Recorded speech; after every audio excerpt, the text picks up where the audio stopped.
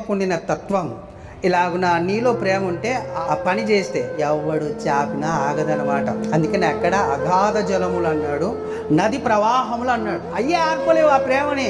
మనుషులు ఆపుతారా? నీ పక్కోడు నీ పక్కోడు నీ పక్కోడు, నీ తల్లి నీ చెల్లి నీ అన్న నీ అమ్మ నీ అధికారులు, లోకంలో ఎవరైనా ఆర్పగలుగుతారా? దాన్ని ఆపగలుగుతారా? ముంచివేయగలుగుతారా? ఆలోచించండి. సాకులు చెప్తా ఉంటారు. మనం ఏదన్నా దేవుడి పని చేస్తానికి పక్కోళ్ళు అడ్డం చెప్తుంటారు, సాకులు అనమాట. దేవుడు చెప్పేశాడు, నా ప్రేమ మీలో ఉంటే మాత్రం దాన్ని ఎవ్వడు ఆపలేడు. సముద్రాలు, అగాధ సముద్రాలు ఆపలేవు. అది కలిగి ఉండాలి, ఆ ప్రేమని కలిగి ఉండాలి. మన కొరకు మనము బ్రతకడం కాదు. దేవుడికి అది ఇష్టంగా ఉండదు. దేవుడు అది కష్టంగా భావిస్తాడు. నా కుమారుడు నాలాగున లేడంటాడు. అంటే మనవాడిని నా పోలికలు ఈయనకి రాలే, నా ఆలోచనలు ఈయనకి రాలే, నా అలవాట్లు ఈయనకి రాలే. చాలా బాధపడుతుంటాం తల్లిదండ్రులు. మనమే ఇంత బాధపడుతుంటే ఒక 40-80 సంవత్సరాలకి ఎప్పటికీ ఆయనతో ఉండడానికి తన పిల్లలను, తన కుమారుణ్ణి ఇచ్చి సమాధానపరుచుకున్నాక కూడా ఆ తత్వం రాకుంటే, ఆ యొక్క ఉద్దేశం, దేవుని యొక్క సంకల్పం నీళ్ళు లేక ఎంత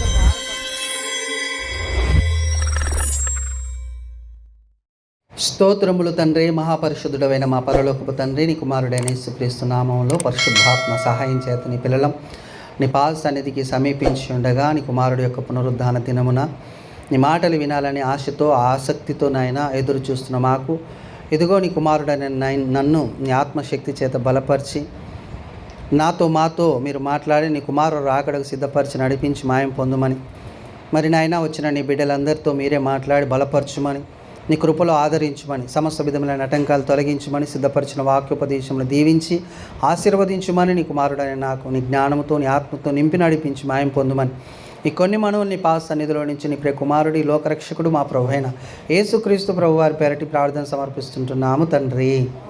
ఆమెన్. దేవాది దేవుడు, సర్వోన్నతుడు, సర్వాధికారి, సర్వశక్తిమంతుడైన దేవునికి మహిమ ఘనత ప్రభావాలు కలుగునుగాకు. కూడుకున్న సహోదరి సహోదరులకు నా హృదయపూర్వక వందనాలు, శుభములు తెలియజేస్తూ ఉంటున్నాను. వాక్యంలోనికి మనము వెళ్ళినట్లయితే ఈరోజు కూడా ఒక అంశాన్ని పెట్టుకొని మనము పాఠం ధ్యానించడానికి ప్రయత్నం చేద్దాం. పరిపూర్ణమైన ప్రేమ, లేకపోతే బైబిల్లో ఉండిన నిజమైన ప్రేమ. ఏది నిజమైన ప్రేమ అనే ఒక అంశాన్ని, టైటిల్ని మనం ధ్యానం చేయడానికి ప్రయత్నం చేద్దాం. ఎందుకు ఈ టైటిల్ని ఏర్పరచుకోవాల్సి వచ్చింది?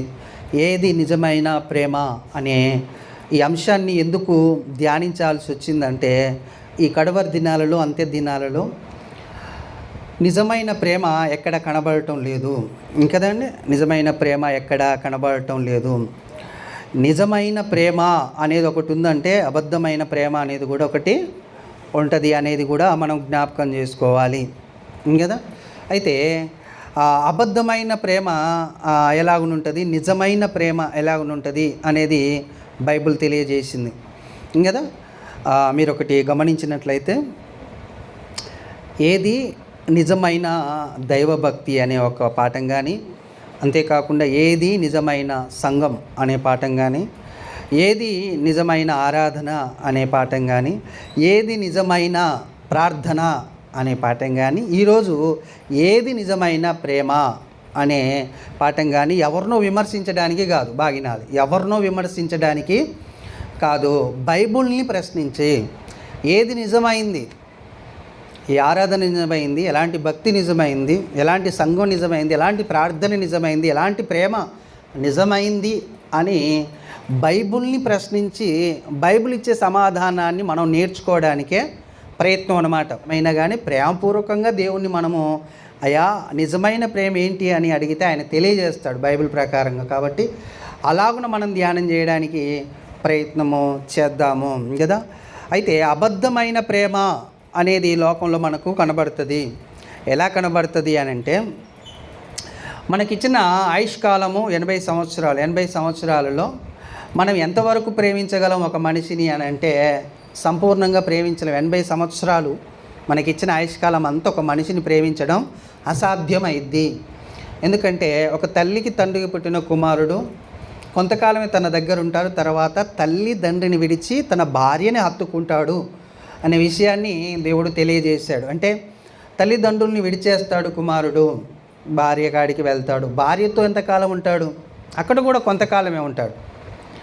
ఇలాగున మనం ఆలోచన చేసుకుంటూ పోతే భార్యాభర్తల బంధం కానీ, లేకపోతే అందులో ఉండిన ప్రేమ కానీ, తల్లిదండ్రుల ప్రేమ కానీ, అన్నదమ్ముల ప్రేమ కానీ, ఇలాగున ఈ బంధాలు, ఈ లోకంలో ఉండిన బంధాలు అన్నిట్లో ప్రేమ కొదవ కనబడుతుంది, తక్కువ కనబడుతుంది, పరిపూర్ణత ఉండదు, సంపూర్ణత ఉండదు, నిజం కనబడదు అందులో అనేది మనము జ్ఞాపకం చేసుకోవాలి. ఇలాగనే మీరు ఆలోచించండి, భార్య భర్తల ప్రేమే చాలా గొప్పదని బైబిల్ చెప్తుంది. ఎందుకంటే పరలోకాన్ని తండ్రిని యేసుక్రీస్తు ప్రభువారు వదిలేసి తన భార్య కొరకు తన ప్రాణం పెట్టడానికి భూమి మీదకి వచ్చాడు.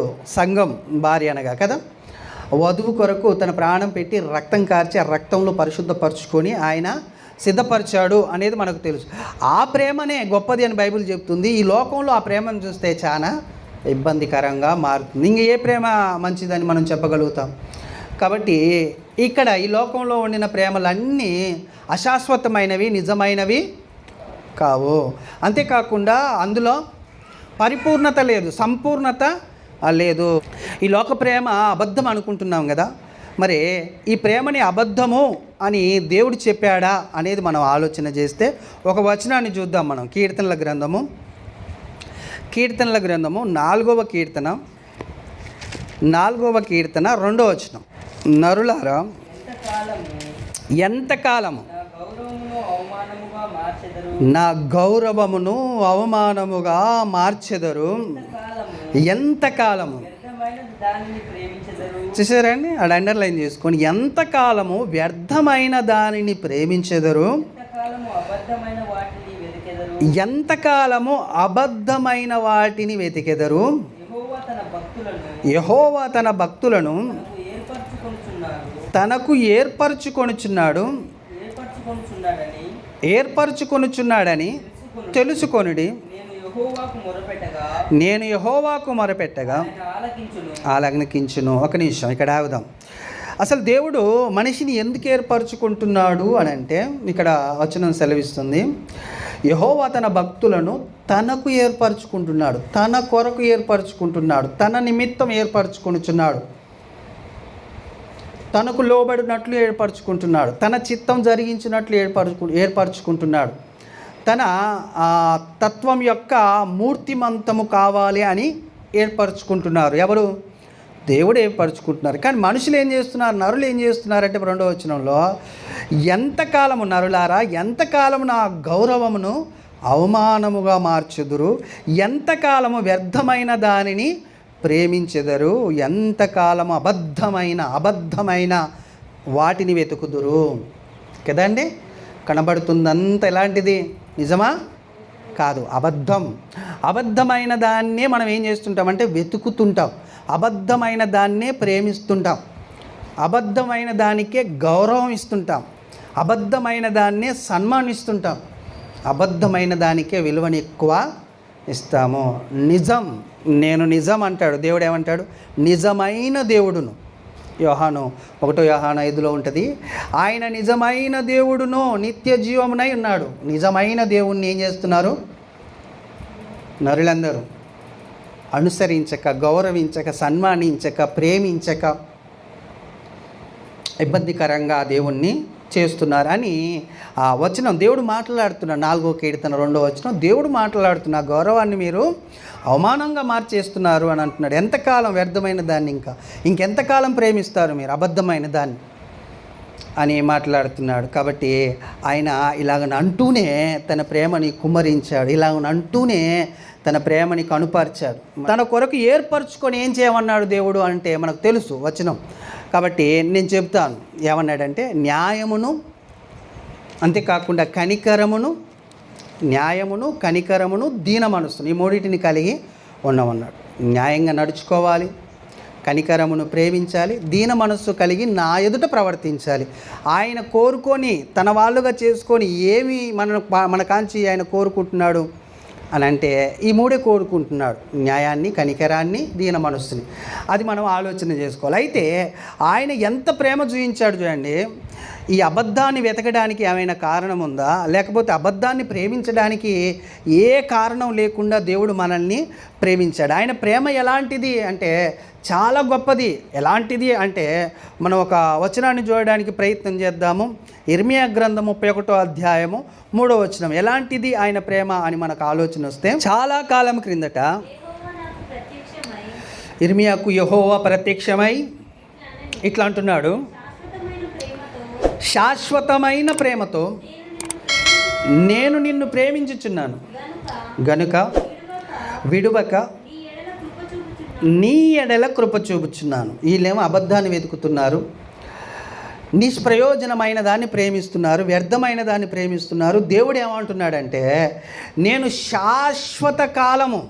శాశ్వతముగా నేను నిన్ను ప్రేమించుచున్నాను, విడువక నీ ఎడల నేను కృప చూపుచున్నాను అంటున్నాడు. ఎలాంటి ప్రేమ దేవుడిది?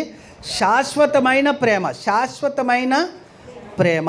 అంతేకాకుండా యోహాను సువార్త 13వ అధ్యాయము 1వ వచనం చూడండి. ఈ లోకం నుంచి తండ్రి యొద్దకు వెళ్ళవలసిన గడియ వచ్చెను. యేసు పస్కా పండగకు ముందే ఎరిగిన వాడై ఆ లోకంలో ఉండిన తన వారిని ప్రేమించి, సరే అండి, ఎంతవరకు ప్రేమించాడు దేవుడు? అంతము వరకు. యేసుక్రీస్తు ప్రభు వారు అంతము వరకు ప్రేమించాడు. అంటే మనం చనిపోయిన తర్వాత ఇక లేదు అనేది కాదు, మన ఆత్మ ఉంటుంది కదా, దాన్ని కూడా ఆయన ఏం చేస్తున్నాడంటే ప్రేమిస్తున్నాడు. తండ్రి అయిన దేవుడు మాట్లాడాడు అక్కడ. ఇక్కడే ఏమంటున్నాడు యేసుక్రీస్తు ప్రభు వారు అంటే, అంతము వరకు నేను ప్రేమిస్తున్నాను. మొదటిది శాశ్వత కాలము ప్రేమించే దేవుడు, రెండవది అంతము వరకు ప్రేమించే దేవుడు, మూడవది ఎఫెసీ పత్రిక 2వ అధ్యాయము 4-5 వచనాలే కదా, 5 వచనంలో అయినను దేవుడు కరుణా సంపన్నుడై, ఎలాంటి వాడట దేవుడు? కరుణా సంపన్నుడై ఉండి మనము మన అపరాధముల చేత చచ్చిన వారమై ఉండినప్పుడు సైతము మన ఎడల చూపిన తన మహాప్రేమ. ఏ ప్రేమట? తన మహాప్రేమ. ఒకటి శాశ్వతమైన ప్రేమ, 2 అంతము వరకు ప్రేమ, మూడవది మహాప్రేమ చేత ఆయన మనల్ని ప్రేమిస్తున్నాడు. దేవుడు ఎలా ప్రేమిస్తున్నాడు? మహాప్రేమ చేత ప్రేమిస్తున్నాడు. మనం దేన్ని ప్రేమిస్తున్నాం? వ్యర్థమైన దాన్ని ప్రేమిస్తున్నాము. అంతేకాకుండా అబద్ధాన్ని వెతుకుతున్నాము అని చెప్తున్నాడు 4:2 కీర్తనలో కదా. ఆయనది శాశ్వతమైంది, అంతము వరకు మహాప్రేమ. ఇంకొకటి చూడండి, యోహాను సువార్త 3వ అధ్యాయం 16వ వచనం. దేవుడు లోకమును ఎంత ప్రేమించిండు? ఎంతో ప్రేమించిండు. ఎంతో అంటే కింద చదవండి. ఆయన తన అద్వితీయ కుమారునిగా పుట్టిన వాని యందు విశ్వాసముంచు ప్రతివాడును నశింపక నిత్య జీవం పొందునట్లు. అదనమాట. ఎంతో ప్రేమించను అంటే తన సొంత కుమారుణ్ణి బలి ఇచ్చే అంత, తన సొంత కుమారుణ్ణి ఇచ్చేసే అంత, తన సొంత కుమారుణ్ణి చంపే అంత, చావుకు అప్పజెప్పే అంత, మరణానికి అప్పజెప్పే అంత ఎంత ప్రేమించాడంటే ఎంతో ప్రేమించాడు. అర్థమవుతుందా అండి? బాగా గమనిస్తే శాశ్వతమైన ప్రేమ ఆయనది, రెండవది అంతము వరకు ప్రేమ ఆయనది, మహాప్రేమ. అంతేకాకుండా ఎంతో తన కుమారుణ్ణి బలి ఇచ్చేంతగా మనల్ని దేవుడు ప్రేమించాడు అనేది మనకు అర్థమవుతుంది. ఇంకదండి, అలాంటి దేవుని ప్రేమ అలాంటిది. అయితే ఈ ప్రేమ ఎలాంటి తత్వం కలిగిందో, ఎలాంటి నిర్వచనం కలిగిందో ఒక 2 వచనాలని మనం చూద్దాం. ప్రేమను గురించి కూడా మనకు తెలియాలి, అవగాహన ఉండాలి. అసలు ప్రేమ మనలో ఉందా అనేది మనకు తెలియాలంటే అసలు ప్రేమ నిర్వచనం తెలియాలి మనకు. దేవుడి ప్రేమ శాశ్వతమైంది, దేవుని ప్రేమ అంతము లేనిది, దేవుని ప్రేమ మహాప్రేమ, దేవుని ప్రేమ ఎంతో తన కుమారుణ్ణి అనుగ్రహించేంత ప్రేమ. కానీ అది ఎలాగున కనబడుతుంది, ఎలాగున దాని నిర్వచనం ఉంటుంది, దాని గుణము, దాని తత్వము, దాని యొక్క విధి ఏంటి అని మనం ఆలోచన చేస్తే 1 కొరింథీ పత్రిక 13వ అధ్యాయము 4 నుంచి కొన్ని వచనాలు మనం చూద్దాం. ప్రేమ బాగినాలి. ప్రేమ ఎలాంటిదయ్యా అంటే అది దీర్ఘకాలము సహించును, అది దయ చూపించును, ప్రేమ మత్సరపడదు, ప్రేమ డంబముగా ప్రవర్తింపదు, అది ఉప్పొంగదు, అమర్యాదగా నడవదు, స్వప్రయోజనమును విచారించుకొనదు, త్వరగా కోపపడదు, అపకారమును మనసులో ఉంచుకొనదు, దుర్నీతి విషయమై సంతోషపడక సత్యమునందు సంతోషించును, తాలుకొనును, అన్నిటినీ తాలుకొనును, అన్నిటిని నమ్మును, అన్నిటినీ నమ్మును, అన్నిటిని నిరీక్షించును, అన్నిటినీ నిరీక్షించును. అన్నిటిని ఓర్చును. బస్ చూసారండి, అన్నిటిని ఓర్చును, ప్రేమ శాశ్వత కాలం ఉండును. శాశ్వత కాలమైన ప్రేమ ఎలా ఉంటుంది? దాని ఉద్దేశం ఏంటయ్యా అంటే ఇక్కడ రాయించిన ప్రేమ దయ చూపిస్తుంది, ప్రేమ మచ్చరపడదు, ప్రేమ డంబముగా ప్రవర్తించదు, అది ఉప్పొంగదు, అమర్యాదగా నడుచుకొనదు, స్వప్రయోజనాన్ని ఆశించదు. అర్థమవుతుందండి? ప్రేమ ఎవరిలో ఉంది అని మనం ఎలా కనిపెట్టాలంటే ఈ లక్షణాలు, ఈ యొక్క తత్వము ఎవరిలో ఉంటుందో వాళ్ళలో ప్రేమ ఉంటుంది. ఇవన్నీ ఎవరిలో ఉన్నాయో తెలుసా? దేవునిలో ఉన్నాయి. అందుకని ఆయన ఏమయ్యాడు? 1 యోహాను పత్రిక 4వ అధ్యాయము 8వ వచనం చూడండి. ఆయన ఏమయ్యాడు? దేవుడు ప్రేమస్వరూపి. చూశారండి, దేవుడు ఏమయ్యాడట? ప్రేమస్వరూపి. ప్రేమ లేనివాడు దేవుని ఎరుగడు. అది అర్థమవుతుందండి. దేవుడు ఏమై ఉన్నాడు అంటే ఈ లక్షణాలన్నీ కలిగిన దేవుడు. నేను ముందే చెప్పాను కదా, కనికరం చూపేవాడు, కరుణ చూపేవాడు, దయ, జాలి, క్షమించే గుణం, అంతేకాకుండా సహాయం, ఆదరించేడు, అనుగ్రహించడం, ఈ అన్ని తత్వాలు కలిగిన దేవుడు ఏమయ్యాడు అని అంటే ప్రేమ అయ్యాడు. ప్రేమ అయ్యాడు, ఆయన ప్రేమ అయి ఉన్నాడు అనేది మనకు ఆలోచన చేయాలి. అయితే ఆ ప్రేమ మనలో ఉంటే, ఆ ప్రేమ నీలో నాలో ఉండాలి అనేదే దేవుడి యొక్క ఉద్దేశము. ఇంకా మనం గట్టిగా ఈ ప్రేమ యొక్క నిర్వచనాన్ని మనం బైబిల్ని అడిగితే పరమగీతములు 8వ అధ్యాయం, పరమగీతములు 8వ అధ్యాయము 6-7 వచనాల్లో చూడండి. ప్రేమ ఎలాంటిదటండి?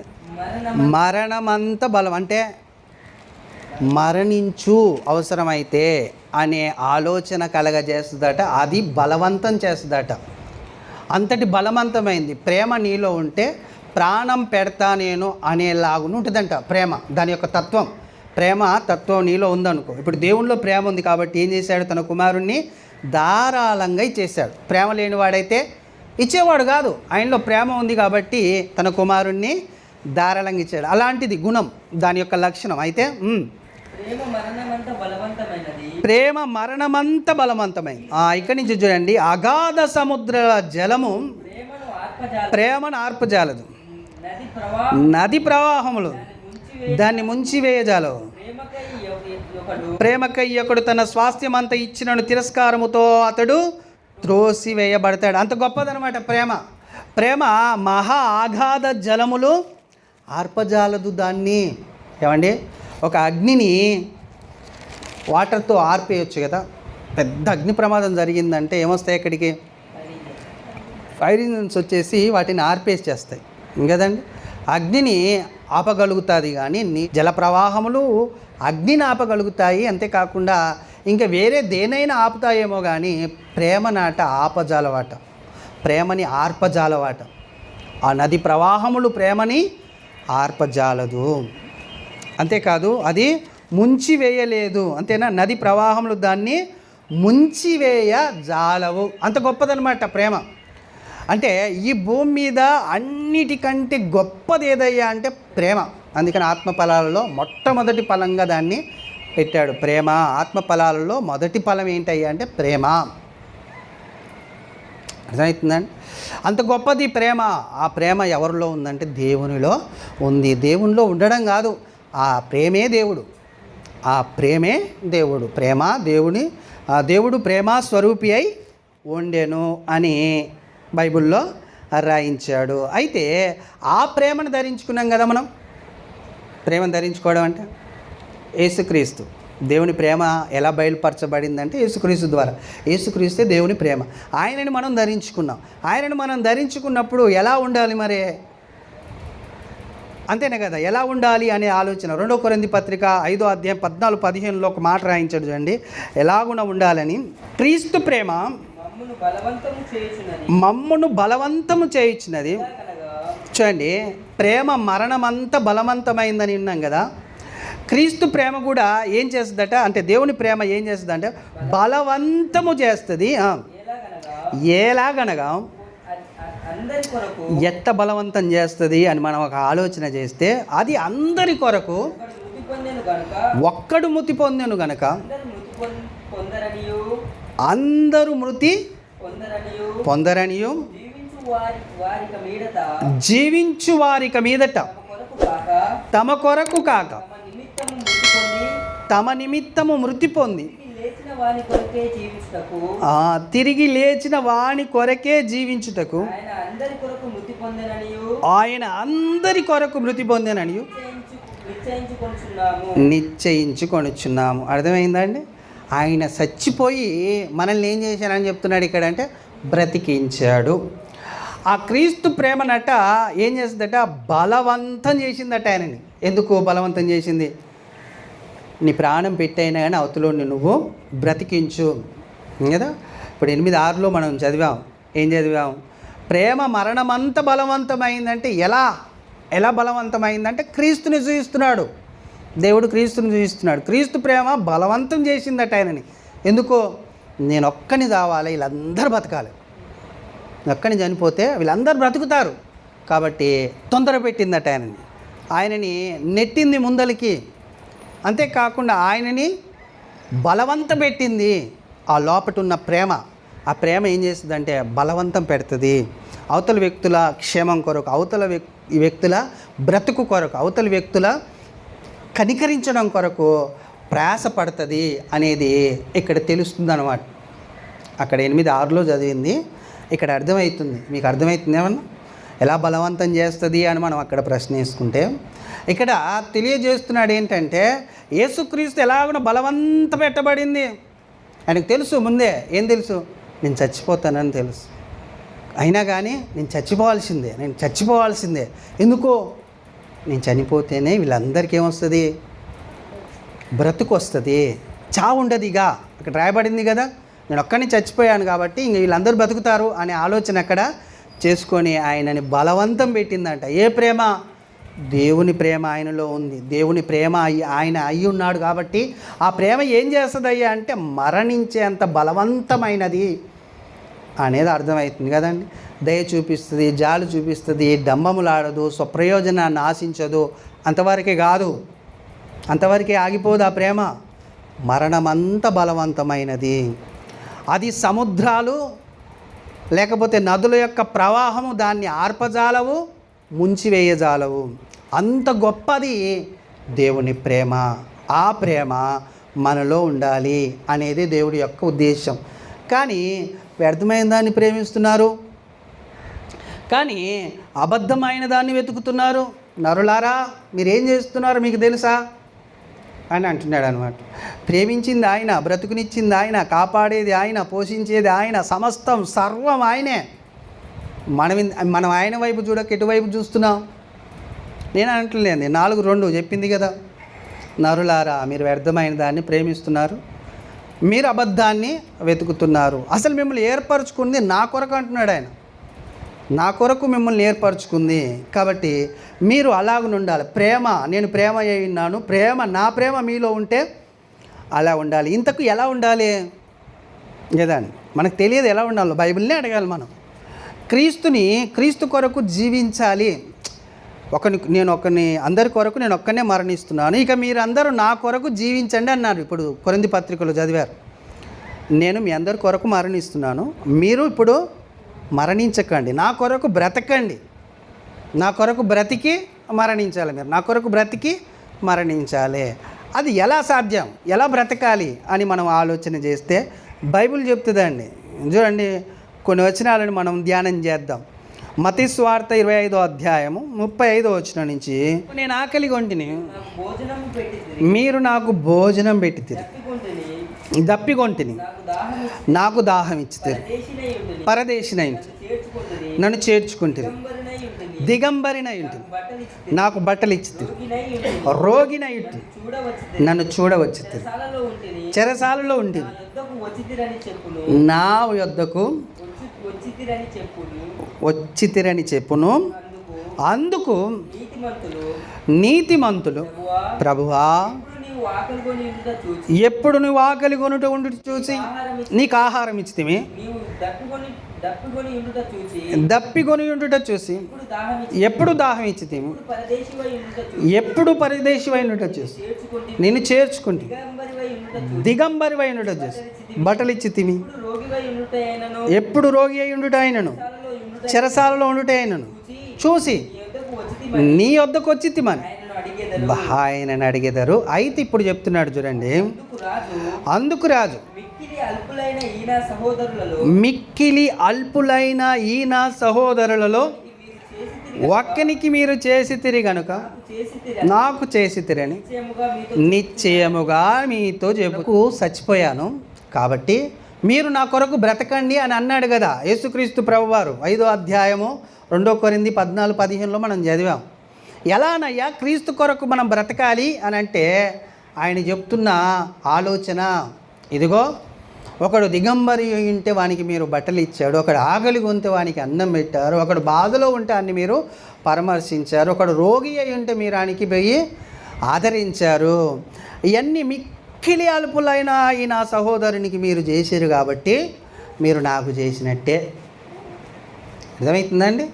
మనం డైరెక్ట్ యేసుక్రీస్తు కొరకు బ్రతకాలంటే ఎలా బ్రతుకుతాం? ఆయన లేడు కదా ఇడా. ఆయనకు మనం ఎలా ఇవ్వగలుగుతాం? ఆయనకు మనం ఎలాగున తన ప్రాణం ఇచ్చినందుకు రుణం తీర్చగలుగుతాం? మనం ఆలోచించండి. మన ప్రాణాన్ని ఆయన కాపాడి పరలోకం చేర్చడానికి ఒక మార్గాన్ని వేశాడు. ఆ మార్గాన్ని వేసిన ఆయన రుణం మనం ఎలా తీర్చుకోవాలంటే ఆయన చెప్తున్నాడండి, పక్కోడు బాధలో ఉంటే ఇబ్బందుల్లో ఉంటే కనికరించాలి, కనికరిస్తే నాకు చేసినట్టే. ఇప్పుడు నేనేం చేస్తాను? ఇదిగో లోకం పుట్టింది మొదలుకొని నా తండ్రి సిద్ధపరిచిన రాధ్యం ఉంది, అందులోనికి మీరు వెళ్ళండి అని చెప్తాడట. అలా చేస్తే అది చేయడానికి ఏం కావాలి? ప్రేమ కావాలి. ఆ ప్రేమని ధరించుకొని ఉండాలి మనము. అర్థమవుతుందా? యేసుక్రీస్తుని ధరించుకోవాలంటే బాప్తిస్మం ద్వారా ధరించుకుంటే, ఆ ప్రేమ మనలో ఉంటే తప్పకుండా ఆ కార్యాలు చేస్తాము. లేకపోతే మనలో ప్రేమ లేనట్టే. మనము వ్యర్థమైన దాన్ని ప్రేమిస్తున్నాము, అబద్ధమైన దాన్ని వెతుకుతున్నాము అనేది అర్థమవుతుంది. అర్థమవుతుందండి? మిక్కిలి అల్పులైన ఈ నా సహోదరులకు మీరు చేస్తారు కాబట్టి, ఇప్పుడు యేసుక్రీస్తుకే చేయాలని లేదు, దేవుడికే చేయాలని లేదు, నీ పక్కోని. అందుకనే ప్రవీణ్ పాడాల గారు యాడ కురుపులతో పుండ్లతో కదా పిచ్చిగా కనబడి ఒక రోడ్డు పక్కన పడి ఉన్న వ్యక్తులందరినీ వాళ్ళని తీసుకువెళ్ళి పోలీస్ స్టేషన్కి మరలా తీసుకుపోయి, ఈ వ్యక్తిని నేను తీసుకుపోతున్నాను ఒక రిపోర్ట్ తీసుకొని అక్కడి నుంచి ఆ వ్యక్తిని తీసుకుపోయి బాగు చేసి పరామర్శించి ఆ రోగాన్ని ఆ యొక్క మురికిని అదొక అతని స్థితి అంతటిని మార్చి ఉండబుద్ధి అయితే అక్కడ ఉంచుకోవడం, ఇక్కడ ఉండబుద్ధి కాకుంటే అలాంటి పంపించేయడం. అలాంటి పని ప్రవీణ్ పగడాల గారు చేశారట. ఎందుకు చేశాడు ఆయన అంటే దేవుని ప్రేమ ఆయనలో ఉన్నది అదనమాట. అంటే నేను బ్రతికించానుగా మిమ్మల్ని, నా కొరకు మీరు బ్రతకండి అంటే ఎలా బ్రతకాలో తెలుస్తలేదు లోకంలో. అర్థమవుతుందా ఎలా బ్రతకాలో? ఇప్పుడు ఆయన ఏమన్నాడు? మిక్కిలి అలుపులైన ఈ నా సహోదరులు ఉన్నారు, ఆడవడు కాదు, నా స్వరూపం, నా పోలిక, వానికి మీరు చేస్తే నాకు చేసినట్టే. మీరు చేస్తే మేము లేవు, నేను ఫ్రీగా నేనైతే ఫ్రీగా మీకు వచ్చి ఏం చేశాను? నేను మరణించాను, కానీ మీరు ఏమి ఇవ్వకుండా నేను వచ్చి మరణించాను. కానీ మీరు మాత్రం నా సహోదరుని, మిక్కిలి అల్పుడైన ఈ సహోదరుని చేస్తే మీకేమిస్తా? లోకం పుట్టింది మొదలుకొని నా తండ్రి ఒక రాజ్యం సిద్ధపరిచాడు, ఆ రాజ్యంలో మిమ్మల్ని నేను ఉంచుతా అని అంటున్నాడండి యేసుక్రీస్తు ప్రభువు. అర్థమవుతుందండి? ప్రేమకుండిన తత్వం ఇలాగున నీలో ప్రేమ ఉంటే ఆ పని చేసే విధానం ఉంటుందిగా, ఆ పని చేస్తే ఎవడు చాపినా ఆగదనమాట. అందుకని అక్కడ అగాధ జలములు అన్నాడు, నది ప్రవాహములు అన్నాడు. అయ్యే ఆర్పలేవు ఆ ప్రేమని. మనుషులు ఆపుతారా? నీ పక్కోడు, నీ పక్కోడు, నీ పక్కోడు, నీ తల్లి, నీ చెల్లి, నీ అన్న, నీ అమ్మ, నీ అధికారి, లోకంలో ఎవరైనా ఆర్పగలుగుతారా? దాన్ని ఆపగలుగుతారా? ముంచివేయగలుగుతారా? ఆలోచించండి. సాకులు చెప్తూ ఉంటారు. మనం ఏదన్నా దేవుడి పని చేస్తానికి ఏమొస్తుంది అడ్డం అంటే పక్కోళ్ళు అడ్డం చెప్తుంటారు, సాకులు అనమాట. దేవుడు చెప్పేశాడు, నా ప్రేమ మీలో ఉంటే మాత్రం దాన్ని ఎవ్వడు ఆపలేడు. సముద్రాలు, అగాధ సముద్రాలు ఆపలేవు, దాన్ని ఎవడు ఆపలేడు అని ఖచ్చితంగా ఆయన చెప్పేసినమాట. అదనమాట. అది కలిగి ఉండాలి, ఆ ప్రేమని కలిగి ఉండాలి. మన కొరకు మనము బ్రతకడం కాదు, దేవుడికి అది ఇష్టంగా ఉండదు. దేవుడు అది కష్టంగా భావిస్తాడు. నా కుమారుడు నాలాగున లేడు అంటాడు. అంటే మనమండి, నా పోలికలు ఈయనకి రాలే, నా ఆలోచనలు ఈయనకి రాలే, నా అలవాట్లు ఈయనకి రాలే అని చాలా బాధపడుతుంటాం తల్లిదండ్రులు వాస్తవానికి. కానీ మనమే ఇంత బాధపడుతుంటే ఒక 40-80 సంవత్సరాలకి ఎప్పటికీ ఆయనతో ఉండడానికి తన పిల్లలను, తన కుమారుణ్ణి ఇచ్చి సమాధానపరుచుకున్నాక కూడా పోలికలు రాకుంటే, ఆ తత్వం రాకుంటే, ఆ యొక్క ఉద్దేశం, దేవుని యొక్క సంకల్పం నీళ్ళు లేకుంటే ఎంత బాధపడతాడు దేవుడు అనేది మనము ఆలోచన చేసుకోవాలి. కాబట్టి అలాగున ప్రేమించడమే పెద్ద ప్రేమ కాదండి, బాగా గుర్తుపెట్టుకోండి. ఇది ఇంక స్వల్పమైన ప్రేమ. ఈ లోకానుసారంగా మనం ఒకరిని తీసుకొచ్చి కాపాడేది, ఒకరికి పరామర్శించేది, ఒకరికి అన్నం పెట్టేది, ఒకరికి వస్త్రం ఇచ్చేది, ఒకరికి వాటర్ ఇచ్చేది, ఇదంతా స్వల్పమైంది. అసలు ప్రేమ ఏంటి? అసలైన ప్రేమ చెప్తాడు చూడండి దేవుడు. 1 యోహాను పత్రిక 3వ అధ్యాయము 16వ వచనం బాగినండి. ఆయన మన నిమిత్తం తన ప్రాణం పెట్టెను గనుక దీని వలన అసలు ప్రేమ అంటే ఏంది, ఎట్టిదనే తెలుసుకొనుచున్నాము. మనము కూడా సహోదరుల నిమిత్తం చూశారండిగా, మనం కూడా మన ప్రాణాన్ని పెట్టబద్దులమై ఉన్నాం. ఎంత గట్టిగా చెప్పినట్టు లేదండి ఆ మాట. ఇప్పుడు పని చేయడము బాధ, ప్రాణం పెట్టడం బాధ అండి. ఆలోచించండి. పని చేయడము బాధ, ప్రాణం పెట్టడం బాధ. ప్రాణం పెట్టడమే బాధ. కానీ ఒకటి ఆలోచించండి, దేవుని పని చేయలేకపోతున్నాం, ఇంకా ప్రాణం పెట్టే అంత లెవెల్కి ఎప్పుడు వస్తాం చెప్పండి. దేవుడి పనికే మనకేమవుతుందంటే అవతల యువతలో ఉన్న వాటిని ఎక్కువ విలువనిచ్చి దేవుడి పనికి తక్కువ విలువనిస్తాం మనం. అలాంటప్పుడు ఈ రేంజ్ నుంచి ఆ రేంజ్లోనికి వెళ్ళాలి. దేవుడి ఉద్దేశం అది, మనది కాదు. ప్రాణం పెట్టే అంతగా ప్రేమ అంటే అది, దాని నిర్వచనం. ప్రేమ నిర్వచనం ఏంటంటే మీరు కూడా మీ సహోదరుల నిమిత్తం ప్రాణం పెట్టబద్దులై ఉన్నారు. ఈ మాటను అక్కడ పెట్టి ఇల్లంక యేసుక్రీస్తు ప్రభువారు అన్నాడు కదా, మిక్కిలి అల్పులైన ఈ నా సహోదరులు, ఒకడికి ఆహారం లేకుంటే అన్నం పెట్టారు, ఒకడికి వస్త్రాలు లేకుంటే బట్టలు ఇచ్చాడు, ఒకడు రోగి అయింటే పరామర్శించాడు, ఒకటి చెరసాల్లో ఉంటే వెళ్ళి మందలించారు. ఇవన్నీ స్వల్పమైనయే దీని మీద. అంతేనా కాదా? ప్రాణం పెట్టడమే ఎక్కువ, చచ్చిపోవడం ఏందండి? ఒక మనిషి కొరకు మనం చచ్చిపోతామా? చచ్చిపోం. కానీ ఇప్పుడు మీరు ఆలోచించండి, ఈ పని చేయడమే మనకి ఇబ్బందిగా ఉంటే ఈ స్థితిలోనికి రావాలి దేవుడి ఉద్దేశం. తన కొరకు ఏర్పరచుకున్నాను అన్నాడు కదా 4:2 కీర్తనలు 4:2 తన కొరకు ఏర్పరచుకున్నాను. ఎందుకు తన కొరకు? తన ఉద్దేశం నెరవేర్చాలి, తన చిత్తం నెరవేర్చాలి. ఏం చేస్తే నెరవేర్చబడుతుంది? కళ్ళ ముందర కనబడుతున్నాడు. 4 రోజుల నుంచి నెమ్మది లేదు మన హృదయాల్లో. ప్రవీణ్ పగడాల మరణం. ఎవరి కొరకు చనిపోయాడు ఆయన? ఎవరి కొరకండి? దేవుడి కొరకు కాదా?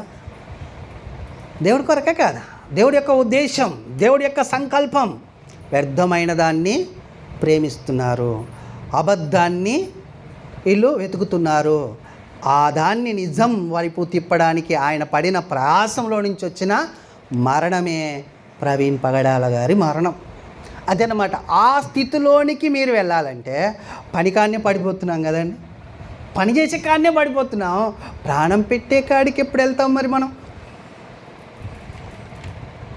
దేవుడి ఉద్దేశం అదండి. అంటే ఒక విత్తనము ఎప్పుడైతే భూమిలో పాతి పెట్టాలంటే భూమిలో పాతి పెట్టగానే చచ్చిపోతుంది. చచ్చిపోగానే ఏమవుతుంది? అది క్రొత్త రూపం ఎలాగునైతే దాలుస్తుందో అలాగున ఈ భూమిలో మనము దేవుని కొరకు చంపబడినప్పుడు క్రొత్తగా, అంటే అక్షయ దేహం కలిగి లేస్తామన్నట్టు. దాని నిర్వచనం చెప్పాడు పౌలు గారు. ఎట్లేస్తారయ్యా పునరుద్ధానమందు అని ఒకటి అడిగితే, మనము ఒక విత్తనాన్ని విత్తితే కానీ అది లోపలికి పోయి చనిపోయితే కానీ కొత్త రూపం ఎలాగునైతే రాదో అలాగున మనం ఈ భూమి మీద చచ్చిపోతేనే కానీ కొత్త రూపం రాదు. దేని కొరకు చచ్చిపోవాలనేది ఇంపార్టెంట్. ఏదో ఒక దాని కొరకు చచ్చిపోతాం ఖచ్చితంగా కదా. డబ్బు కొరకు, పేరు కొరకు, ఘనత కొరకు మనుషులు ఊరికనే చచ్చిపోవట్లేరు, ఏదో ఒక దాని కొరకు చనిపోతున్నారు ఖచ్చితంగా. దేవుని కొరకు చనిపోయేవాడు గ్రేట్ అనమాట. ఇప్పుడు ప్రవీణ్ పగడాల ఈ రకంగా చనిపోకుంటే ఇంకో రకంగా చనిపోయేవాడు. కానీ ఈ రకంగా చనిపోయాడు కాబట్టి ఇప్పుడు మనం ఏం చేసుకుంటున్నాం? ఆయనని జ్ఞాపకం చేసుకుంటున్నాం. హతసాక్షి మరణం అని అంటున్నాం కదండి. ప్రేమ ఉన్న వ్యక్తులు, దేవుని ప్రేమ ఉన్న వ్యక్తులు చనిపోయినా కానీ వాళ్ళు బ్రతికే ఉంటారండి. ఇప్పుడు అర్థమవుతుంది అందరికీ. ప్రవీణ్ పాడాలి చనిపోయి, ఆయన చనిపోయినట్టు ఉందా అండి? ఇంకెక్కువ ఆయన ప్రచారం అవుతున్నాడు. ఆయన యొక్క మెసేజ్లు ఇంకా ఎక్కువగా వింటున్నారు, ఇష్టపడి వింటున్నారు. ఇంకా తెలుసుకోవాలి, ఈయనలో చాలా జ్ఞానం ఉందా అని ఇంక ఎక్కువగా ట్రోలింగ్ అవుతున్నాడు, ఎక్కువగా ప్రచారింపబడుతున్నాడు ఆయన. అంతే కదా, సోషల్ మీడియాలో మొత్తం ఇప్పుడు ఆయన వీడియోలు కనబడుతున్నాయి. ఆలోచించండి, దేవుని కొరకు బతికితే చచ్చిపోవు. అందుకనే ఏమన్నాడు తెలుసు యేసుక్రీస్తు ప్రభు వారు, నా యందు విశ్వాసం ఉంచువాడు చనిపోయినా బ్రతుకుతాడు, బ్రతికి నా యందు విశ్వాసం ఉంచేవాడు ఎన్నటికీ చనిపోడు. ఆ మాటకు అర్థము ప్రవీణ్ పాడాలని చూస్తే అర్థం కావాలి మనకు. ప్రవీణ్ పాడాలనే కాదండి, భక్తులు చాలామంది ఉన్నారు. అబ్రహాం గారిని ఇప్పటికీ మనము జ్ఞాపకం చేసుకుంటున్నాం. అంటే అర్థమైంది, దేవుని ప్రేమ ఆయనలో ఉంది. దేవుని ప్రేమ ఆయనలో ఎలా ఉందో మనం ముందు పోయినాక చూస్తాం కదా. అయితే ఇప్పుడు మనకు అర్థం కావాల్సింది ఏంది, సహాయం చేయడము, దేవుని పని చేయడమే మనము గొప్పగా ఫీల్ అయితే, ప్రాణం పెట్టబద్ధులమై ఉన్నామన్న మాట ఎక్కడ పోవాలి అనే ఆలోచన మనము చేస్తున్నాం అన్నమాట. అయితే ఆయన ఎలాగునైతే ప్రేమించాడో అలాగున ప్రేమించాలని బైబిల్ చెప్పిందా అనే ఆలోచన మనము చేద్దాం ఫస్ట్. దాని తర్వాత భక్తుల గురించి చూద్దాం.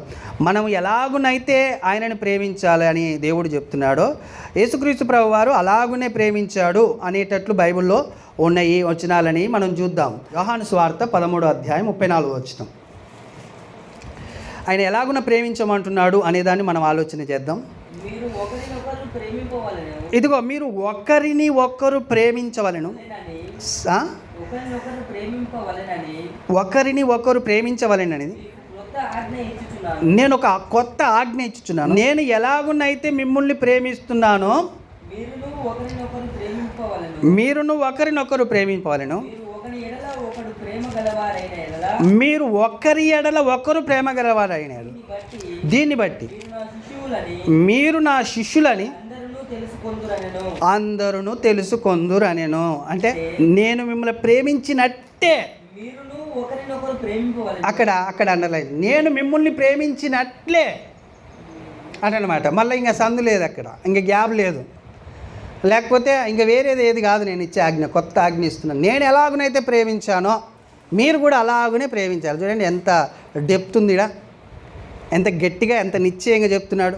నేను ఎలాగున్నా ప్రేమించానో అలాగునే, నేను ప్రేమించినట్టే మీరు ఒకరినొకరు ప్రేమించాలి. ఆయన ఎలాగునైతే ప్రేమించాడో అలాగున ప్రేమించాలి. 2వ చూద్దాం. ఎఫెసీ పత్రిక 5వ అధ్యాయం 2వ వచనం. క్రీస్తు మిమ్మల్ని ప్రేమించి పరిమళ వాసనగా ఉండుటకు మన కొరకు తన్ను తాను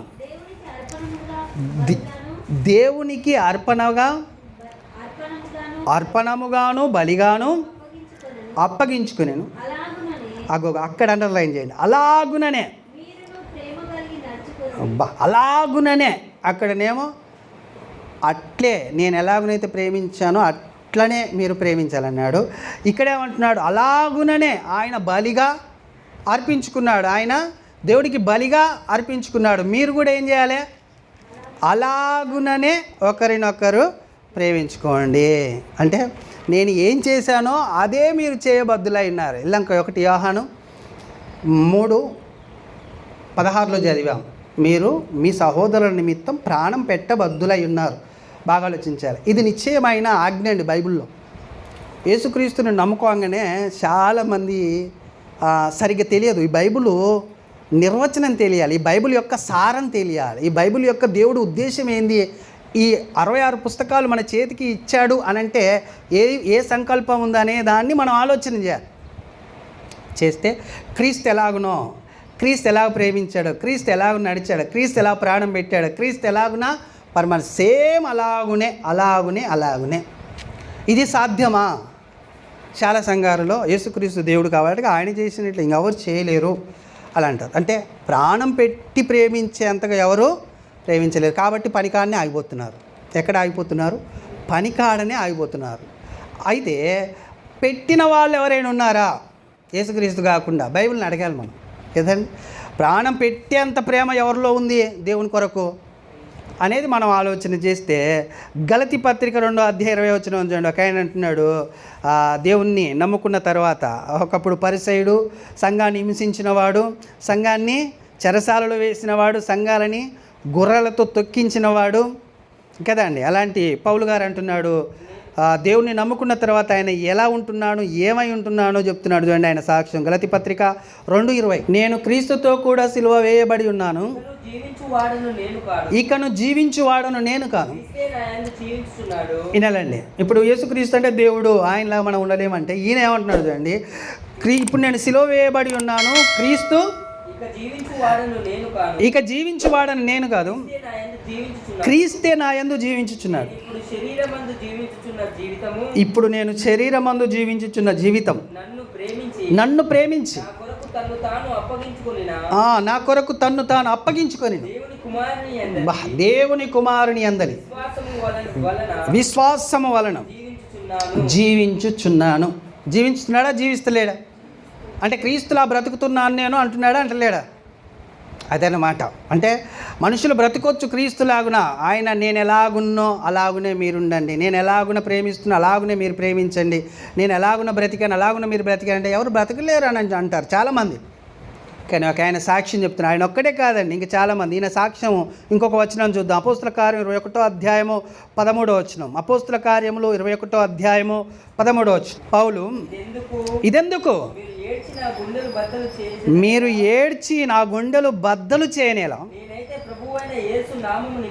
నేనైతే ప్రభు అయిన యేసు నామము నిమిత్తం యెరూషలేములో బంధింపబడుటకు మాత్రమే కాక. అబ్బా, ఏం చెప్తున్నాడు చూడండి. యేసుక్రీస్తు నిమిత్తము నేను బంధింపబడటానికి కాదు నాయన, సావటానికి కూడా సిద్ధంగా ఉన్నాను. మీరెందుకు ఏడుస్తున్నారు? ఒక ప్రవక్త వచ్చేసి చేతులు కట్టేసి, ఇలాగ నన్ను యెరూషలేము పోతే బంధిస్తారు, నిన్ను కొడతారు, అక్కడ చంపుతారు, నువ్వు వెళ్ళొద్దు అని చెప్తే అందరూ వద్దయ్యా అని ఏడుస్తుంటారు. సాగనంపే క్రమంలో పౌలు గారు యెరూషలేము పోతుంటా వద్దని ఆప్తుని ఏడుస్తున్నప్పుడు ఆయన అంటున్నాడు, ఏమంటున్నాడు, మీరెందుకు ఏడుస్తున్నారు? నా గుండెలు బద్దలు చేయనేలా మీరు. నేను బంధింపబడడానికే కాదు, నా ప్రాణం పెట్టడానికే పూనుకొనిన వాడిని నేను. నా ప్రాణాన్ని నేను యేసుక్రీస్తు నిమిత్తం పెట్టబద్ధుడనై ఉన్నాను అని అంటున్నాడు అన్నమాట. ఎవరు? పౌలు గారని. అర్థమవుతుందా? ఎవరైనా ప్రేమించారా ప్రాణం పెట్టే అంతగా బైబిల్లో అంటే పౌలు గారు కనబడుతున్నారు. ఈయన శిష్యులు కూడా ఉన్నారు చూడండి.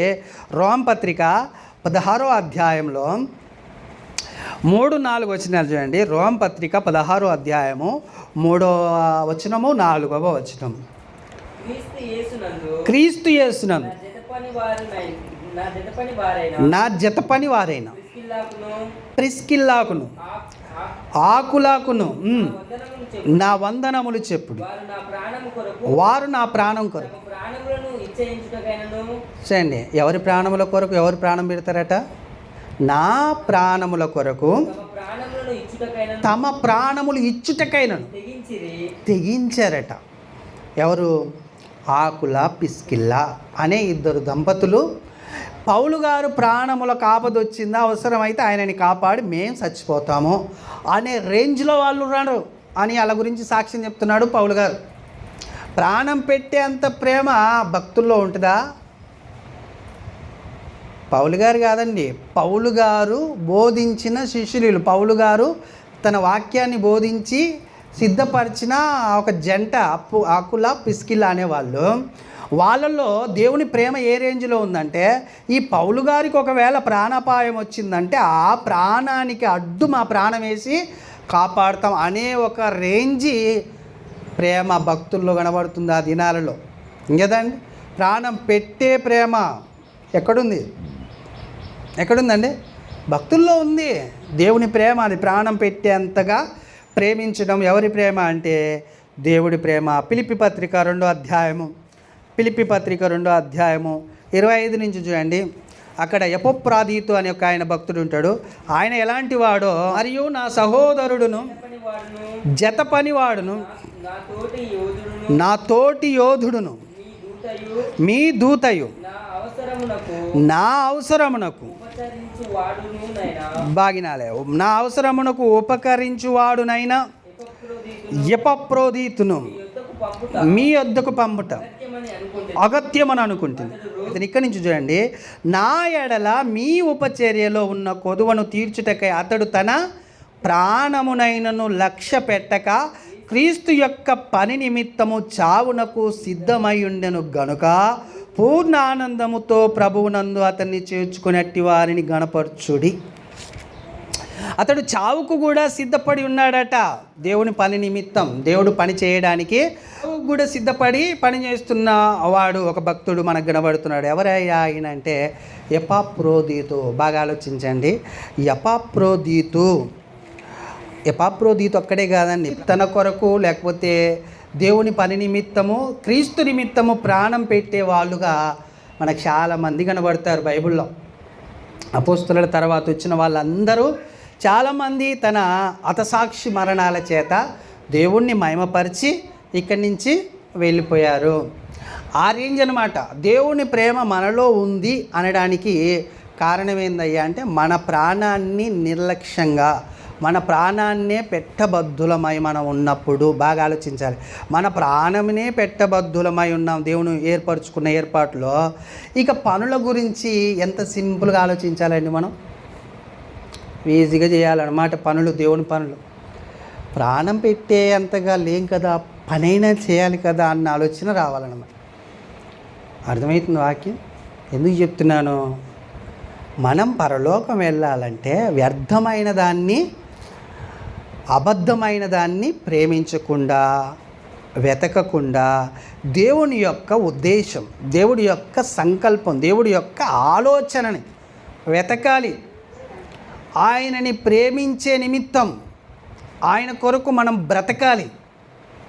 ఆ బ్రతుకులో అవసరమైతే నీ ప్రాణం పోగొట్టుకున్నా కానీ ఏం కాదు అనేటట్లు దేవుడు అంటున్నాడు. ఎందుకంటే ఇక్కడ నువ్వు ప్రాణం పోగొట్టుకుంటే తప్పకుండా అక్కడ బ్రతుకుతావు. అక్కడ వేల లక్షల కోట్ల సంవత్సరాలు జీవిస్తావు. ఇక్కడ 80 సంవత్సరాలు గట్టిగా ఉంటే నీ ఆయుష్. ఇంత గట్టిగా చెప్తుంది అనమాట బైబిలు. కానీ లోకంలో ఉన్న వాళ్ళు తేలికగా క్రైస్తవ్యాన్ని తీసుకుంటున్నారు. కాబట్టే దేవుడి యొక్క ఉద్దేశం ఇప్పటిదాకా నెరవేర్చబడతలేదనమాట.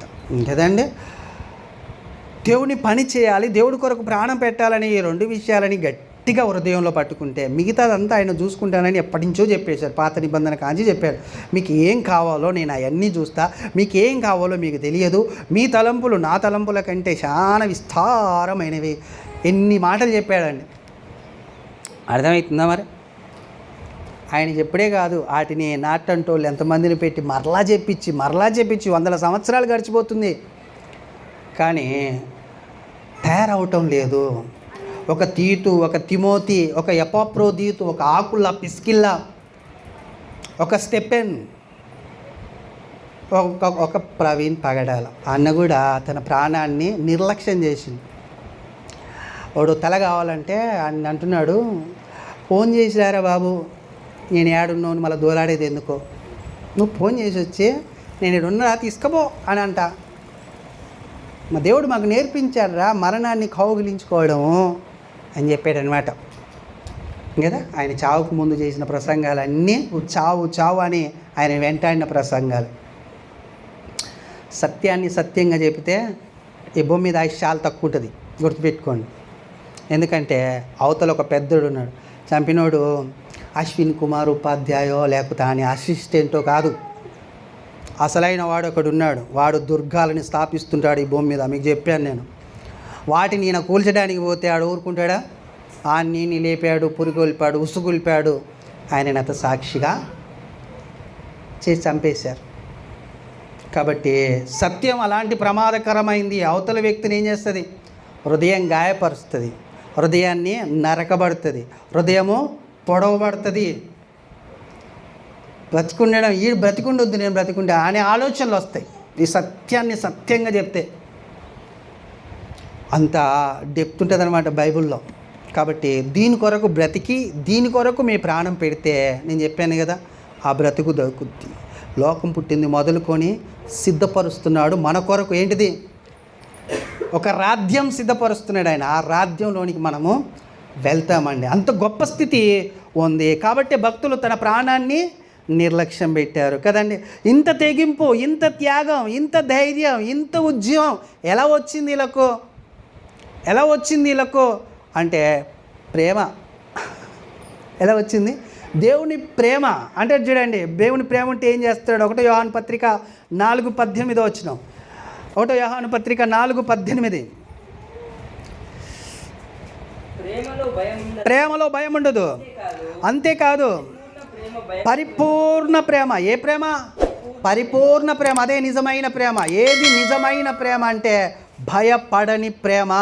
ఈ లోకానికి కానీ, లోక మనుషులకు కానీ, లోక విధి విధానాలకు కానీ, లోక మర్యాదలకు కానీ, లోక ఉద్దేశాలకు కానీ భయపడని ఒక ప్రేమ ఉంది. అది పరిపూర్ణమై ఉంటేనే భయపడదట. ప్రేమలో భయం ఉండదు. పరిపూర్ణ ప్రేమ. భయం ఉండనియదనమాట, ఎలగొడుతుందట. ఇళ్ళ నుంచి ఒక మనిషిని ఎలగొట్టినట్టు లోపల ఉన్న భయాన్ని అది ఏం చేస్తుంది? ప్రేమ వెళ్తే. ప్రేమ అంటే ఎవరండి? దేవుడు. దేవుడు లోపలికి వెళ్ళాడంటే భయము బయటికి వచ్చేస్తుంది. బయటికి వెళ్ళగొట్టును. భయము దండనతో కూడినది. ప్రేమ కాదు. భయం ఉంటే నీలో ఏముంది? దండన అంటే ఏంది? సాతాను. భయం ఉందంటే నీలో సాతాను. అందుకనే దేవుని ఆత్మ ఎలాంటిదని చెప్పాడు? దేవుని ఆత్మ ఇంద్రియ నిగ్రహం కలిగిన శక్తి కలది. అంటే స్వస్థ బుద్ధి కల ఆత్మని నీకు ఇచ్చాడు. నీ బుద్ధిని మార్చేస్తుంది, నిన్ను అధైర్యపడినదు. పిరికి గల ఆత్మ కాదు అని చెప్పేశాడు దేవుని ఆత్మ. ఆ ఆత్మ నీలో ఉంటే భయం ఉండదు. ఇంకదండి, సాకులు కూడా ఉండవు. వాళ్ళను ఇలా తీసుకురాం. అబ్రహాం, నీ కుమారుణ్ణి నా కొరకు చంపేసేయి, ఈ పర్వతం మీదకి తీసుకెళ్ళు అని చెప్పేశాడు. అబ్రహాం భయపడ్డా? నా కుమారుని చంపడం ఏంటి? నాకు 100 సంవత్సరాలు పుట్టిన నా కుమారుడు, ఈయన కొరకు నేను బతుకుతున్నా అని అన్నాడా? లేకపోతే వణికాడా? తన భార్య కాడికి పోయి దేవుడు ఇట్లా అంటున్నాడని ఏడ్చాడా? ఎంత ధైర్యం వచ్చింది చూడండి. ఏముంటే ధైర్యం వస్తుంది? ప్రేమ ఉంటే. పోయిండు, కట్టెలు పేర్చిండు, కుమారుని కట్టేసిండు, దాని మీద పండబెట్టిండు, కత్తి లేపిండు. యెహోవా ఆయనని దర్శించి, ఆగో, కత్తి వేయక చిన్నోని మీద, ఆ చిన్నవాడిని మీద నువ్వు చెయ్యి వేయొద్దు అని అన్నాడు. అని ఏమన్నాడు తెలుసా అండి? నీకు ఒక్కగానున్న ఒక్క కుమారుని నువ్వు వెనుతిరగలేదు కాబట్టి నువ్వు నాకు భయపడువాడవని దీన్ని బట్టి నేను తెలుసుకున్నాను. అంటే లోకానికి కానీ, లోకంలో ఉండిన వాటికి కానీ భయపడేవాడివి కాదు. నువ్వు ఓడికి భయపడతావు, నాకు భయపడతావు, నన్ను గౌరవిస్తావు, నన్ను సన్మానిస్తావు, నన్ను ప్రేమిస్తావు, నన్ను ఆరాధిస్తావు. దాని నిమిత్తం నీ కొడుకునే లెక్క చేయలేదు నువ్వు. నీది సామాన్యమైన ప్రేమ కాదు, సామాన్యమైన విశ్వాసం కాదు నీది. నువ్వు అనేకులకు తండ్రి అవుతావు అని చెప్పేశాడండి. అంత గొప్ప విశ్వాసం లేకపోతే ప్రేమ అబ్రహాములో కనబడుతుంది. అలాంటిది ప్రేమ. ఆ ప్రేమ నీలో ఉంటే భయం ఉంటుంది. అంటే ఎవరి మీద? ఇప్పుడు దేవుని మీద. మనకు దేవుని ప్రేమ మనలో ఉంటే దేవుడు అంటే భయం ఉంటుంది. అబ్రహాంకు ఉన్నది కాబట్టే నువ్వు ఆ చిన్నమాని మీద చెయ్యి వేయకుము, దీన్ని బట్టి నువ్వు నాకు భయపడేవాడు అని నాకు తెలిసింది అని చెప్పేస్తాడనమాట. అర్థమవుతుందా? నిజమైన ప్రేమ భయపడదు. ఎవరో భయపెడితే, ఎవరో అడ్డుపడితే, ఎవరో నిలవబడితే, ఎవరో ఏదో చేస్తున్నారని అసలుకి జంకదు, వణకదు, కలవరపడదు, ధైర్యంగా నిలబడుతుంది. అవసరమైతే దేవుడి దగ్గరికే వెళ్ళేది. బతికితే క్రీస్తు కొరకే, చావైతే లాభం అన్నారండి భక్తులు. అలాంటిదన్నమాట ప్రేమ. అలాంటిది ప్రేమ. అలాంటి తెగింపునిస్తుంది. అందుకనే వీళ్ళు తెగించారు, త్యాగం చేశారు, ధైర్యంగా నిలబడ్డారు, ఉద్యోగం కలిగి ఉన్నారు. 1 యోహాను పత్రిక 2వ అధ్యాయం 5-6 వచనాలు. ఆయన వాక్యం ఎవడు గైకొనును? నిజమైన ప్రేమ ఎప్పుడు పరిపూర్ణమైద్ది అని అంటే ఆయన వాక్యం ఎవడు గైకొంటాడు. బాగా గుర్తుపెట్టుకోండి ఈ మాట. ఎట్లా నిజమైన ప్రేమ ఒకరిలో నిలబడుతుంది? దేవుడు ఎవరిలో ఉంటాడో అని అంటే వాక్యము ఏ హృదయంలో ఉంటుందో ఆ హృదయము నిజమైన ప్రేమ అక్కడ పరిపూర్ణంగా చేయబడుతుంది అనమాట. అంటే ఇప్పుడు దేవుని ప్రేమ మనలో ఎలా ఉంటుందయ్యా అన్న ఒక ఆలోచన ఉంటే ఏం లేదు, వాక్యం నీ హృదయంలో ఉండాలి. వాక్యం నీ హృదయంలో ఉండాలంటే బాగా గుర్తుపెట్టుకొని ఇంకోటి ఉండకూడదు. ఆయన్ని పెట్టుకుంటాం, వాక్యాన్ని పెట్టుకుంటాం అంటే కుదరదు. కుదురుతుందా అండి? ఆలోచించి చూడండి. వాక్యమే నీ ప్రాణం, వాక్యమే నీ సర్వం, వాక్యమే నీ సమస్తం, వాక్యమే నీకు ఒక అలవాటు, ఒక ఆరాధన. ఇలాంటి భావం కలిగి ఉండాలి. వాక్యం వాక్యం వాక్యం. అప్పుడు నిజమైన ప్రేమ నీలోనికి వస్తుందట. అది పరిపూర్ణంగా మారుతుందట. అర్థమవుతుందా అండి? నిజంగా ప్రేమించారా భక్తులు? దేన్ని బట్టి ప్రేమించారు అంటే వాక్యాన్ని బట్టి ప్రేమించారు. వాక్యం వాళ్ళలో ఉంది కాబట్టి ప్రేమించారు. వాక్యం వాళ్ళలో ఉంది కాబట్టి ప్రాణాలను సైతం పెట్టి ప్రేమించారు వాళ్ళు. యోహాన్ గారు కూడా ఒక సాక్ష్యం చెప్తారు. 2 యోహాన్ పత్రిక 1-2 వచనాలు చూడండి. ఇద్దనైనా నేను ఏర్పరచబడినదైన అమ్మగారికి ఆమె పిల్లలకు శుభమని చెప్పిరు ఆయన. నేను మాత్రమే కాదు, సత్యమును ఎరిగిన వారందరూ మనలో నిలుచుచు మనతో ఎల్లప్పుడు ఉండు సత్యమును బట్టి మిమ్మును అక్కడ అండర్లైన్ చేయండి. మిమ్మును నిజముగా ప్రేమిస్తున్నారు. దేన్ని బట్టి? సత్యమును బట్టి. ఆ సత్యము వాళ్ళలో నిలిచింది కాబట్టి నిజముగా ప్రేమిస్తున్నారు. నిజమైన ప్రేమ. ఏది నిజమైన ప్రేమ అంటే వాక్యం ఏ హృదయంలో నివసిస్తుందో అది నిజమైన ప్రేమను చూపించగలుగుతుంది. అర్థమవుతుందండి? నిజమైన ప్రేమ ఎక్కడుంది, ఎలా ఉంది అంటే అది హృదయంలో వాక్యంగా ఉండాలి. ఆ వాక్యం ఉన్న చోట నిజమైన ప్రేమ ఉంటుంది.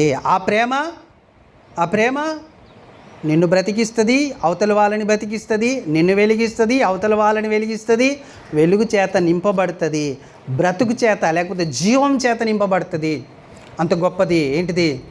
సత్యంలో నుంచి వచ్చే ప్రేమ, వాక్యంలో నుంచి వచ్చే ప్రేమ. అంటే తండ్రిలో నుంచి, కుమారుల్లో నుంచి, పరిశుద్ధాత్మలో నుంచి పుట్టిన ప్రేమ వాళ్ళు నీలో ఉంటే నువ్వు కూడా ఒక వెలుగులా ప్రకాశిస్తావని అర్థం చేసుకోవాలి. అంతే కదండి?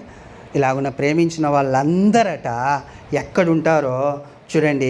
ప్రకటన గ్రంథం 12వ అధ్యాయం 11వ వచనం. వాళ్ళు గొర్రె పిల్ల రక్తమును బట్టి తాము ఇచ్చిన సాక్ష్యమును బట్టి వాళ్ళని జయించి ఉన్నారు కానీ మరణము వరకు తమ ప్రాణములను ప్రేమించిన వారు కాదు. అర్థమవుతుందా అండి? మరణం వరకు ఒక గుంపు కనబడుతుంది పరలోకంలో. ఒక స్వరం వినబడుతుంది. ఏమని చెప్తున్నారయ్యా ఆ స్వరం అంటే, వీళ్ళు ప్రాణాలని ప్రేమించిన వాళ్ళు కాదు. దేన్ని బట్టి? వాక్యాన్ని బట్టి, గొర్రెపిల్ల రక్తంలో కడగబడిన దాన్ని బట్టి వీళ్ళు తన ప్రాణాన్ని ప్రేమించిన వాళ్ళు కాదు. అంటే ఎక్కడుంటారు వాళ్ళు అంటే పరలోకంలో ఉంటారు, తన ప్రాణాన్ని ప్రేమించిన వారు. అందుకని యేసుక్రీస్తు ప్రభువారు అన్నాడండి, ఎవడైతే నా నిమిత్తం తన ప్రాణాన్ని పెడతాడో వాడు దాన్ని కాపాడుకుంటాడు, ఎవడైతే నా నిమిత్తం తన ప్రాణాన్ని పెట్టడో దాన్ని పోగొట్టుకుంటాడు అని యేసుక్రీస్తు ప్రభువారు చెప్పారు. అయితే ఈ అబద్ధమును ప్రేమించే వాళ్ళు ఎక్కడుంటారు మరి అనేది ఒక్క వచనం చూసి ముగించుకుందాం. ప్రకటన గ్రంథం 22:15. ఆ కుక్కలను, మాంత్రికులను, వ్యభిచారులను, నరహంతకులను, విగ్రహములను, అబద్ధములను ప్రేమించి, అక్కడ అండర్లైన్ చేయండి, అబద్ధమును ప్రేమించి జరిగించు ప్రతి వాడును వెలుపలనుందరు. అంటే వెలుపలంటే బయట, సంఘంలో కాదు, దేవుని రాజ్యంలో కాదు. నేను లోకం పుట్టింది మొదలుకొని ఇదిగో తండ్రి సిద్ధపరిచిన రాజ్యం ఉందన్నాడే, ఆ రాజ్యంలో కాకుండా వీళ్ళు వెలుపల ఉంటారు. ఎవరు వీళ్ళు? అబద్ధాన్ని ప్రేమించిన వారు. మొట్టమొదటిలో కీర్తన 4:2లో మాట్లాడాడే, వీళ్ళు వ్యర్థమైన దాన్ని ప్రేమిస్తున్నారు, అబద్ధాన్ని వెతుకుతున్నారని. ఒకవేళ ఈ అబద్ధాన్ని వెతికే వాళ్ళు, ఈ వ్యర్థమైన దాన్ని ప్రేమించే వాళ్ళు ఎక్కడుంటారు? వెలుపల నిలుస్తారు. బాగా గుర్తుపెట్టుకోండి. అందుకని అలాగున నిలవకూడదని, వెలుపల పాతాళంలోనికి వెళ్ళకూడదని దేవుడు యేసుక్రీస్తు ప్రభువారిని భూమి మీదకి పంపించి శిలువ యాగం చేయించాడు. శిలువ యాగం. ఆయన పలికిన 7 మాటలు గుర్తున్నాయి కదా. మొదటిది, వీళ్ళేం చేస్తున్నారు వీరికి తెలియదు ప్రభువా, వీరిని క్షమించన్నది మొదలుకొని, తండ్రి నీ చేతికి నా ఆత్మను అప్పచెప్పుచున్నాను అన్నంత వరకు ఈ మధ్యలో ఉండిన మాటలన్నీ, ఆ శిలువ 9 నుంచి 3 దాకా భారం కలిగి మోసిన ఆ విధానం అంతా దేని కొరకు తెలుసా? మనము వెలుపల ఉండకుండా ఉండడానికే, మనము ఆ పాతాళంలోనికి వెళ్ళకుండా ఉండడానికే ఆయన ప్రేమ శిలువలో కనబడింది. దేవుని ప్రేమ శిలువలో కనబడిందని అర్థమవుతుంది కదా. ఏమర్థమవుతుంది? ఆయనని ప్రేమించుకుంటే వెలుపలు ఉంటారు, ఆయన ప్రేమించకుంటే శాపగ్రస్తులు అవుతారని కొరింథీ పత్రిక కూడా తెలియజేస్తుంది. మీరు క్రీస్తును ప్రేమించకుంటే మీరు శాపగ్రస్తులు అవుతారు. ఆయనని ప్రేమించడం అంటే ఏంటంటే తన కొరకు ప్రాణం పెట్టబద్దులై ఉన్నారు. ఆ ప్రాణం పెట్టేది కొద్ది కొద్దిగా నువ్వు అందులోని క్రీస్తు ఆరోప్యంలోనికి వెళ్ళిన తర్వాత అయ్యిద్ది. కానీ మొదట ఆయన పని చేయాలండి కదా, దయ చూయించాలి, కరుణ చూయించాలి కదా. ఏమన్నాడు? ప్రేమ అయితే నలుగురికి సహాయం చేస్తుంది అనమాట. అంటే ఏ సహాయం అయినా కానీ లెక్కలోనికి రాదు, కానీ స్వార్థ చెప్పించడం, స్వార్థని అందించడమే గొప్ప పని అని బైబిల్ చెప్తుంది. స్వార్థ ప్రకటించు వారి పాదములు పర్వతముల మీద సుందరములై ఉన్నవి. అంత గొప్పగా ఏంచాడు అనమాట. స్వార్థని ప్రకటించే విషయంలో వాళ్ళ పాదాలను తీసుకెళ్ళి ఎక్కడ పెట్టాడు? సియోను కొండపై లేకపోతే పర్వతంపై పెట్టాడండి దేవుడు. అదనమాట కదా. స్వార్థ పనిలో గింత కూడా నిర్లక్ష్యం ఉండకూడదు. చాలా జాగ్రత్తగా ఈ పనులు చేస్తుంటే చిన్న చిన్నగా ఆయన సారూప్యాలను మారి తన కొరకు ప్రాణం పెట్టేవాడిగా చేస్తాడు. లేకపోతే వెలుపల నిలబడవలసి వస్తుంది. వ్యర్థమైన దాన్ని, అబద్ధాన్ని ప్రేమిస్తే ఆ వెలుపల నిలబడకుండా ఉండడానికే. అయ్యో నరులారా మీరు ఎంత పని చేస్తున్నారా అన్నాడు 4వ కీర్తన 2వ వచనంలో కదా. అలా ఉండకుండా మనము ఏది నిజమైన ప్రేమ అని అంటే ఇవన్నమాట. అర్థమైంది కదా. ఏది నిజమైన ప్రేమ అంటే ఎక్కడ సత్యం ఉంటుందో, ఎక్కడ వాక్యం ఉంటుందో అక్కడ నిజమైన ప్రేమ నివసిస్తుంది అనేది గుర్తుపెట్టుకొని ముందుకు కొనసాగుదాం. దేవుడి మాటలు దీవించి మన హృదయంలో ఉంచునుగాక. ఆమేన్. ప్రార్థన చేసుకుందాం.